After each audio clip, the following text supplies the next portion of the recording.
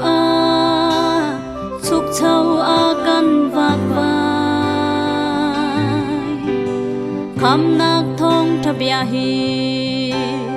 tharau pakhat te tan kan mu khau nga motin mon kip a kan vak vai kei ka du bi mi chu kri an thei lo na ka thong thabia vung chim i tharau hu kha asi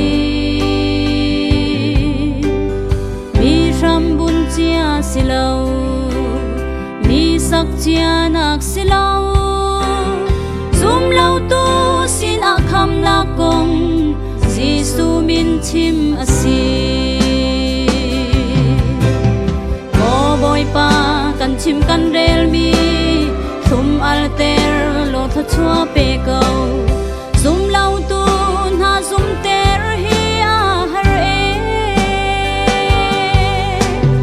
chim le rel nak chun kan din lo chon piang nang long chun kan din lo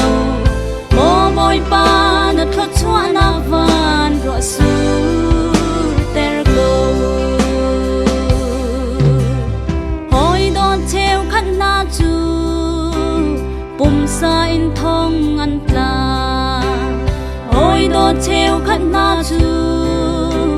tharau thong tla an si hau da ka fia lai hau da ka cha kan lai chan chua rian an sa tuan ding in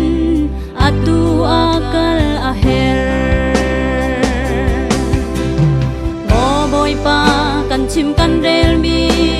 thum alter lo tha chua pe go zum lau tu na zum ter hi a har e chim le rel nak chun kan in lo chon piang nang long chun kan in lo mo boy pa na tha chua na van ro su ter go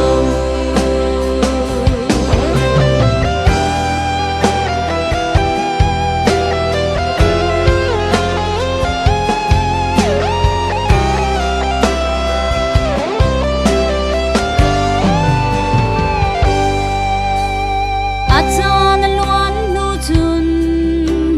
kan tuan khâu ti lai lo tharau a mi cho le ke bai mi na sin a kan chau mi tharau hi mi dang chau ve ka tu ko sai la hi mo boy pa na ram cha mang câu o boy pa kan chim kan rel mi thum alter lo tha chua pe go zum lau tu na zum ter hi a har e chim le rel nak chun kan din lo chon piang nang long chun kan din lo mo boy pa na tha chua na van ro su ter go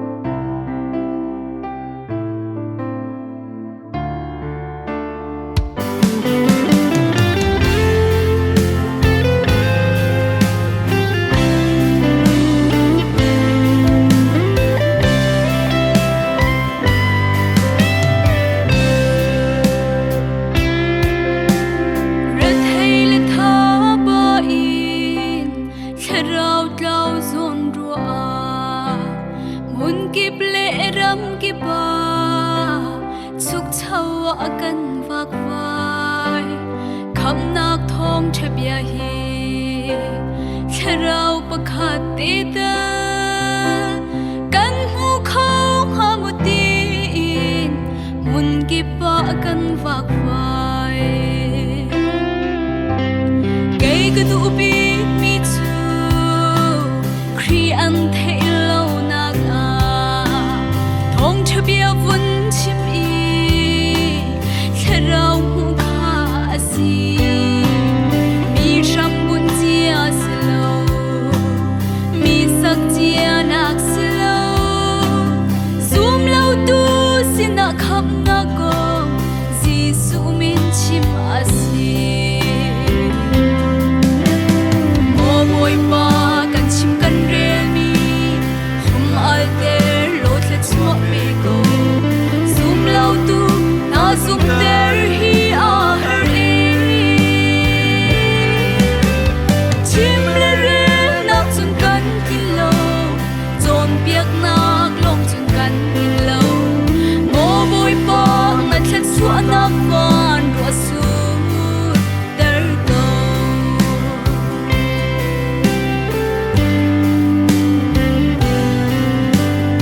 oi to chiu khat na chu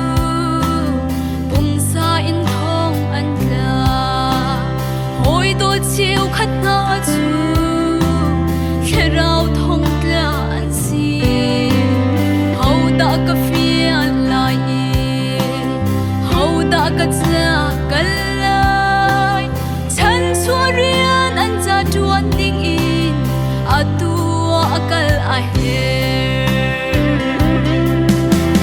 mo boy pa kan chim kan re mi hum al te lo tle chua me go zoom lâu tu na zoom te